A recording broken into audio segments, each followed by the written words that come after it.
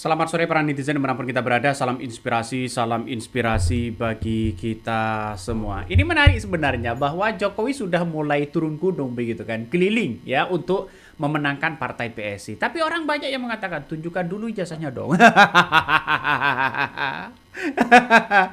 Dan sekarang kritikan-kritikan dari Ade Armando sangat luar biasa. Buat apa sih Pak Jokowi keliling keliling Indonesia begitu kan? Buat apa begitu kan? Justru ini akan memperburuk suasana ketokohan dari seorang Jokowi.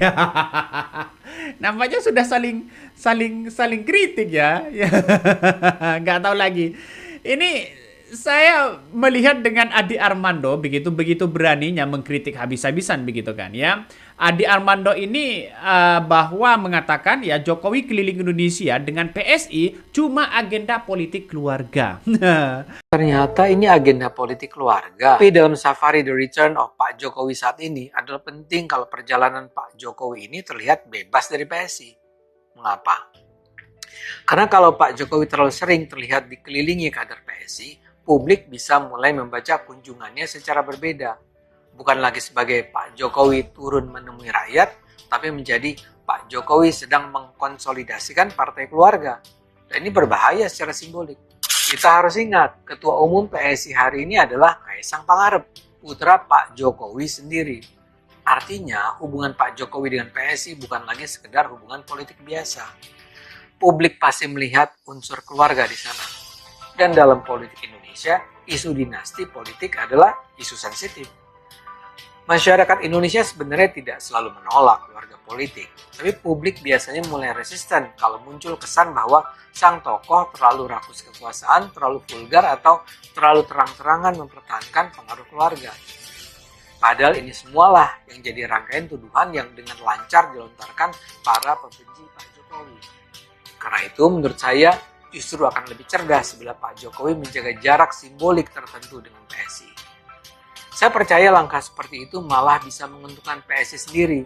Kalau Pak Jokowi tetap populer sebagai tokoh nasional independen, bagian simpati publik terhadap dirinya akan mengalir secara alami kepada PSI tanpa menimbulkan kesan dipaksa. Ini jauh lebih efektif.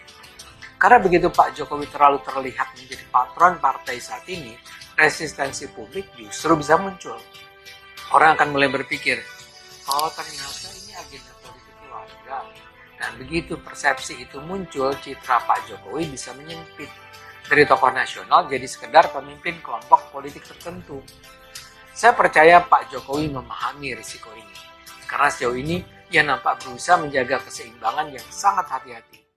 Anaknya jadi ketua umum ya, cuma 2 hari bergabung. Anaknya jadi wapres setelah aturan diubah. Jokowi akan kerja keras untuk partai dan anaknya. Ada yang berkesimpulan seperti itu. Kok bisa bang? Ya kok bisa bang? Ini adalah salah satu komentar dari netizen ini yang mengatakan ini. Debongkar Ade Armando, Jokowi keliling Indonesia dengan PSI cuma agenda politik keluarga. Ya, anaknya jadi ketum ya, cuma 2 hari bergabung. Anaknya jadi wapres setelah aturan diubah. Jokowi akan kerja keras untuk partai anaknya. Ini banyak sekali komentar-komentar netizen begitu kan. Jokowi makin terpojok hari ini, makin terburuk begitu kan. Kenapa? Karena kita lihat saja Ade Armando sudah mulai kesal begitu ketika mundur dari PSI, sudah mulai mengkritik PSI. Apakah ini sakit hati atau bagaimana? Aduh. Ini banyak muncul spekulasinya sudah. Ya, kenapa? Karena kita tahu bahwa yang namanya Jokowi begitu, anaknya sudah jadi ketua umum, ya. Anaknya sudah jadi wakil presiden. Sayang kalau ini tidak maju sebagai RI 1. Karena ini nikmat banget RI 1 ini, Bos. Dapat tunjangan seumur hidup. Aduh. Jadi saya kira bahwa Presiden Prabowo Subianto hati-hati betul ya dengan situasi dan kondisi hari ini. Nah, makanya partai PSI hari ini sudah mulai agak pecah kongsi dengan Ade Armando. Dia mengatakan begini ya, banyak ini geger PSI cuci tangan ya, ogah bantu Grace Natali. Sugeng Teguh Santoso ngamuk, pendiri diperlakukan begini. Ya, yang namanya pendiri begitu kan ya, yang namanya pendiri begitu, maka ini harus hormati ketua umumnya seperti Kaisang. Masa iya seorang Grace Natali mau mengkritik Jokowi? Tidak mungkin. Masa iya Grace Natali begitu kan? Ya mau kritik apa namanya Kaisang begitu kan? Ini kan juga tidak mungkin begitu. Kecuali nggak tahu lagi begitu. Nampaknya di partai PS ini ada gejolak besar begitu kan ya. Ya, saya sudah mengundurkan diri dari Partai Solidaritas Indonesia (PSI). Tapi sekarang saya rupanya juga nggak boleh lagi bicara soal PSI. Hal itu disampaikan salah seorang pimpinan PSI, Lestari Barus. Dia adalah ketua DPP PSI bidang politik. Walau usianya lebih muda dari saya, dia tergolong politisi senior di Indonesia.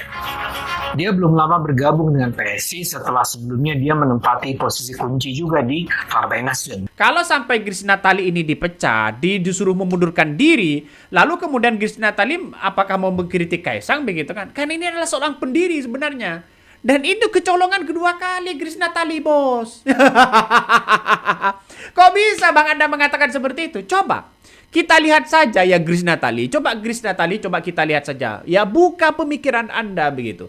Seorang Jokowi itu adalah seorang mantan kader partai PDIP. Bagaimana seorang Jokowi membawa bisa menjadi sebagai gubernur, wali kota, presiden 2 kali? Ya gara-gara PDIP. Ya kan? Ini gara-gara PDIP.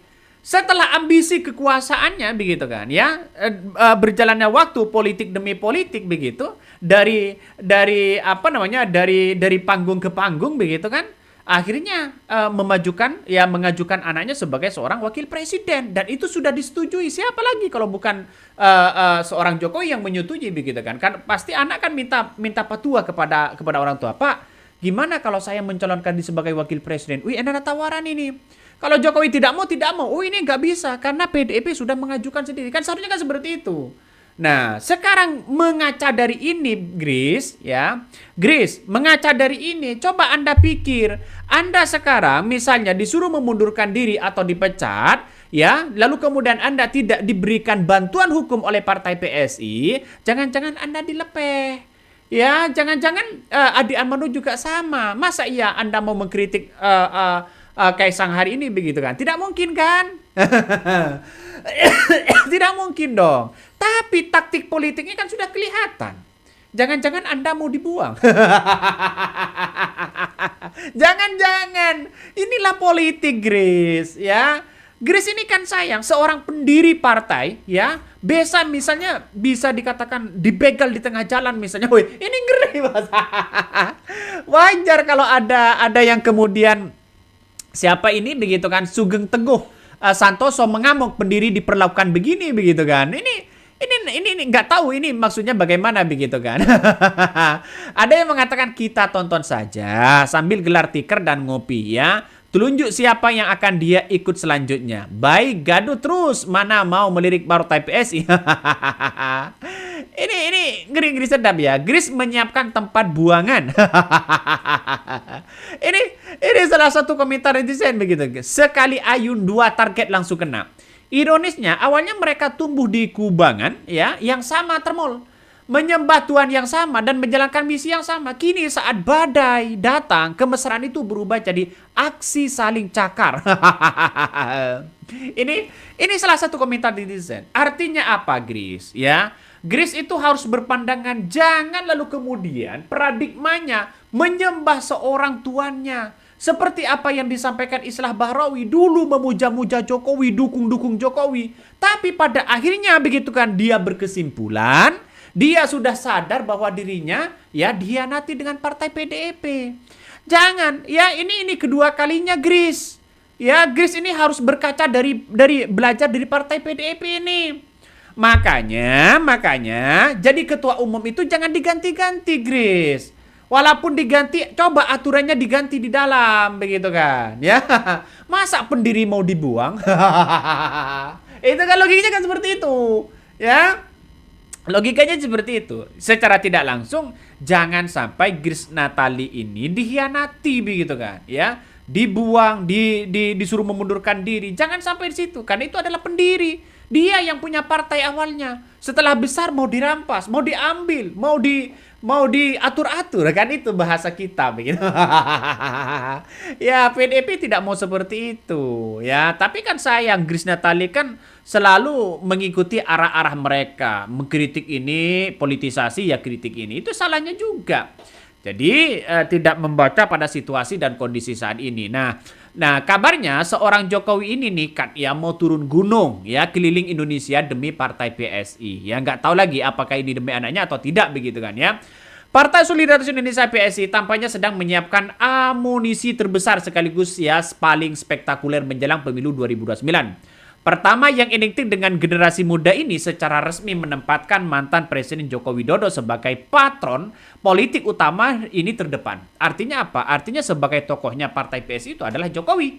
Kalau memang saya dianggap sebagai patron, saya kira kurang masuk akal. Kenapa? Patron itu kan ada hubungan simbiosis sebenarnya, tapi kan ini kan dinasti politik yang mau dinaikkan begitu kan? Kan itu secara tidak langsung. Ini pada akhirnya patron dan klien ini bisa saja hancur di tengah jalan. Kenapa? Karena satu sisi tidak sejalan. Bagaimana sekarang Ade Armando, bagaimana Grace Natali begitu kan? Rencana besar inilah yang kemudian ya digulirkan bahwa Jokowi dijadwalkan sudah bakal turun tangan dan keliling ya demi memperkuat begitu kan masuk di parlemen begitu kan ya partai PSI ini begitu. Namun di tengah kader PSI yang sekarang ya sebuah peringatan keras datang dari pengamat politik begitu kan ya. Bahkan langkah megah ini dinilai sebagai perjudian tingkat tinggi, bahkan beresiko menjadi bumerang fatal yang mematikan langkah partai PSI ke Senayan. Mengapa pesona sang mantan presiden dinilai tak lagi sama ya dan apa risiko terbesar yang sedang dipertaruhkan? Maka rencana safari politik ini bukanlah sekedar isu. Ketua DPP PSI ya Bastari Barus mengungkapkan bahwa Jokowi kini sudah sepenuhnya menjadi bagian dari keluarga partai PSI. Artinya apa? Artinya menjadi tokoh begitu. Langkah ini diucapkan ya saat realisasi dari komitmen yang disampaikan oleh Jokowi begitu saat ia menghadiri Rakernas PSI pada Januari lalu. Beliau sudah menyampaikan, saya masih kuat sampai ke kabupaten, kota, bahkan jika dibutuhkan sampai ke kecamatan. Dia betul-betul membakar semangatnya. Pertanyaannya apa keinginan dari seorang Jokowi ini? Apakah ketumnya ingin dan partai PSI akan masuk di parlemen? Atau jangan-jangan target di tahun 2029 agar Gibran punya posisi partai atau bagaimana? Kan orang pasti berpikir seperti itu begitu. Saya masih setuju dengan apa yang disampaikan Ade Armando begitu. Jangan-jangan nanti semakin nyungsep begitu. Ya ini kan hanya analisis begitu kan ya. Jadi sekarang kabarnya Jokowi bukan lagi sosok yang mampu menghipnotis begitu anak bangsa untuk berpihak kepadanya seperti 10 tahun yang lalu begitu kan. Jokowi sudah terlambat ya. Jokowi sudah terlambat. Strategi apa yang mau dimainkan? Strategi apa yang dimunculkan? Ade Armando berkali-kali sudah mengatakan seperti itu.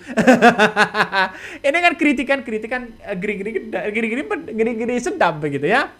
Oke, mungkin itu yang kami sampaikan ya. Tonton terus di channel Honda Podcast Rakyat ini. Jangan lupa di subscribe.